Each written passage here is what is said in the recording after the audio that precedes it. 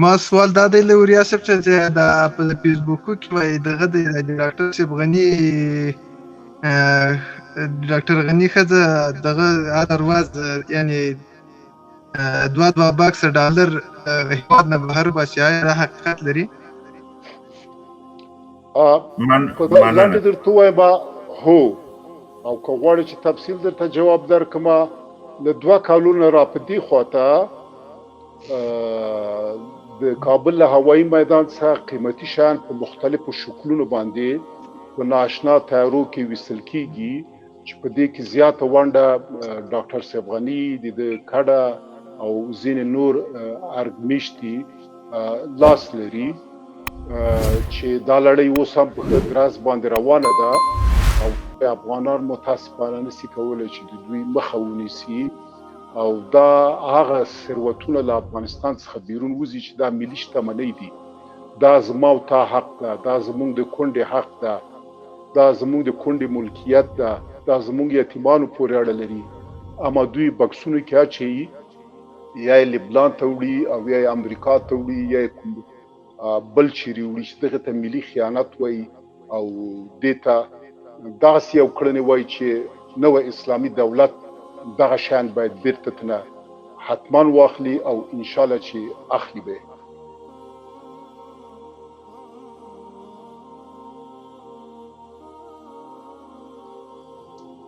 مننه اوریاس محترم. را بشو مگه مزمل ته مزمل سلام علیکم. مجرو مزمل مجرو. السلام علیکم ورحمت الله وبرکاته.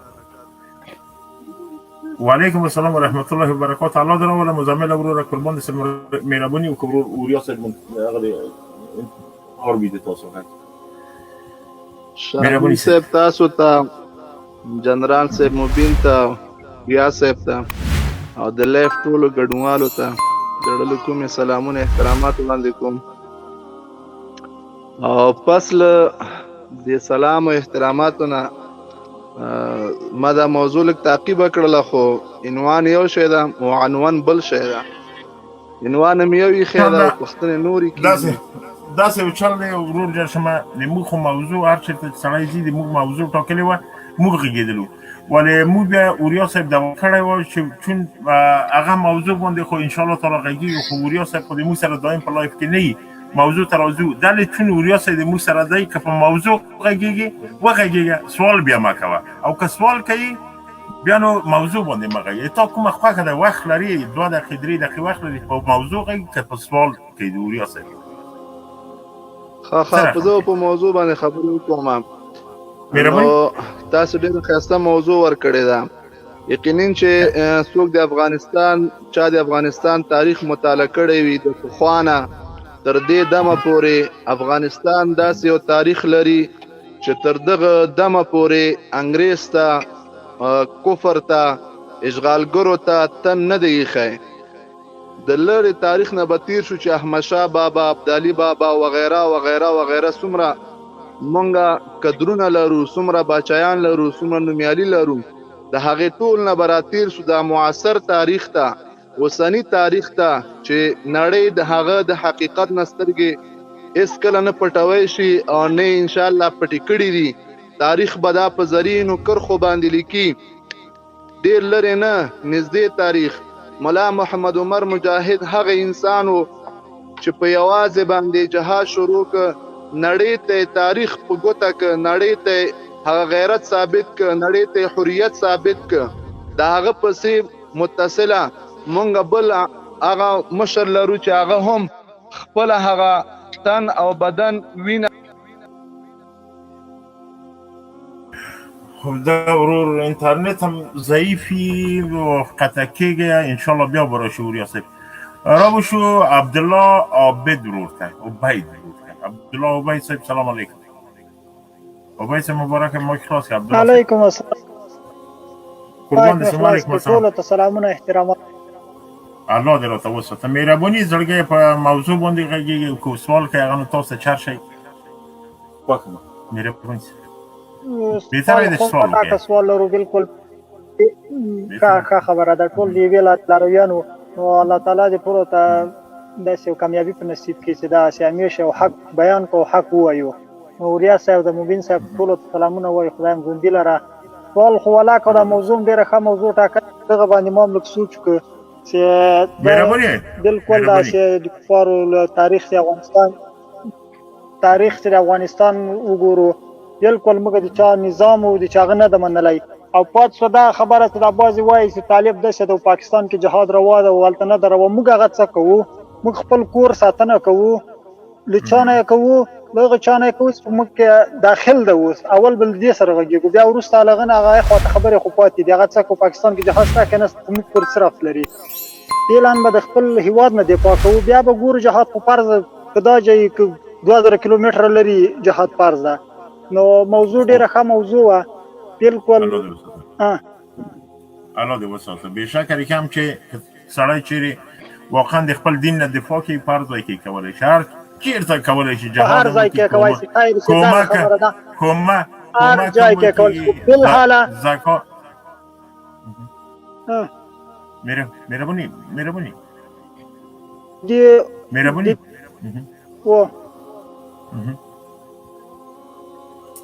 نه غږېږي وروره، خو زه په خوله کې د خبره هم درکوم چې وغږېږي نه غږېږي، نو زه څه درسره وکړم؟ الله دې راته وساته. محمد وروره سلام علیکم. ښه د تا نیت ضعیف دی، داسې خبر نه ورځي.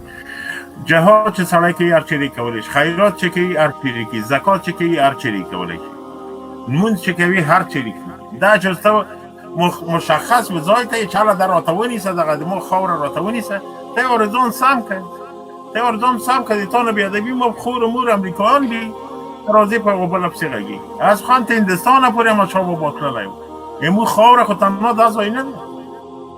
مهرباني محمد وروره سلام علیکم. محمد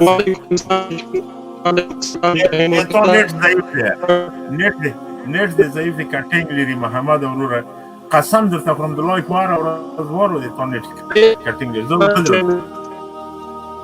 بوریا صاحب سوال اخیستی شي؟ زه خو سوال نه اخیستل کېدم، زه خو نه اورم. ما وایي چې دا ټولونه خفه نه شي.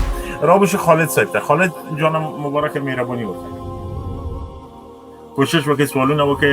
موضوع د وطن ده، وریا صاحب هر ورځ د موږ سره میلمه نه وي، کوشش وکړئ سوال وکړئ. خالد مهرباني وکړه زړګیه. خالد جان السلام علیکم ورحمت الله وبرکاته. وعلیکم السلام زړګیه، مهرباني. تاسو د سټوډیو ټولو مینوالو ته سلامونه احترامات وړاندې کوم. زه خو پوښتنه نه لرم، خپل یو وړوکی نظر ولله تاسو سره شریک کړم. مهرباني نظر دې راټول کړه، مهرباني سره. ښه نیټ دې ضعیف دی، غږېږه وروره، غږېږه که نه خالده.